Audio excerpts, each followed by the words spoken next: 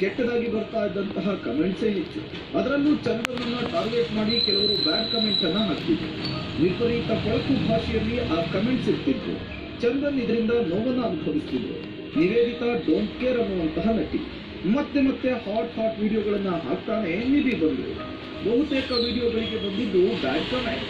ಈಗ ಅದು ಬದಲಾಗಿದೆ. ಕಾರಣ ದರ್ಶನ್ ಅಂಡ್ ಗ್ಯಾಂಗ್ ಅನ್ನೋದು ಗೊತ್ತಾಗ್ತಿದೆ. ನಿಧಿ ಈಗ ಹೊಸ ವಿಡಿಯೋ ಹಾಕಿದ್ದಾರೆ. ಅದಕ್ಕೆ ಬ್ಯಾಡ್ ಕಮೆಂಟ್ ಹೋಗ್ತಾರೆ. ಆದರೆ ದರ್ಶನ್ ಹೆಸರಿನಲ್ಲಿ ಮಾತಾಡೋದು ಜಾಸ್ತಿ. ಪವಿತ್ರ ಗೌಡಗೆ ರೇಣುಕಾ ಸ್ವಾಮಿ ಅವರನ್ನು ಬ್ಯಾಡ್ ಕಮೆಂಟ್ ಹಾಕಿದ್ದ ಅನ್ನುವ ಕಾರಣಕ್ಕೆ ದರ್ಶನ್ ಅಂಡ್ ಗ್ಯಾಂಗ್ ಬೆಂಗಳೂರಿಗೆ ಕರೆಸಿತ್ತು. ಆತನನ್ನ ಆರ್ ನಗರದ ಶೆಡ್ನಲ್ಲಿ ಕೊಲೆ ಮಾಡಲಾಗಿದೆ ಅನ್ನುವಂತಹ ಆರೋಪ ದರ್ಶನ್ ಮೇಲಿದೆ.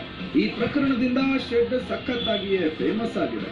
ಹಾಗಾಗಿ ನೀವಿಗೆ ನೆಗೆಟಿವ್ ಕಮೆಂಟ್ ಮಾಡಿದ್ರೆ ಶೆಡ್ಗೆ ಕರಿಬಹುದು, ಹುಷಾರ್ ಅಂತ ಹೇಳಿ ಸಾಕಷ್ಟು ಜನರು ಕಮೆಂಟ್ ಹಾಕ್ತಿದ್ದಾರೆ. ಹುಷಾರ್, ಬ್ಯಾಡ್ ಕಮೆಂಟ್ ಹಾಕುವ ಶೆಡ್ ಸಹವಾಸ ಯಾಕ್ರಪ್ಪ. Entertainment bureau.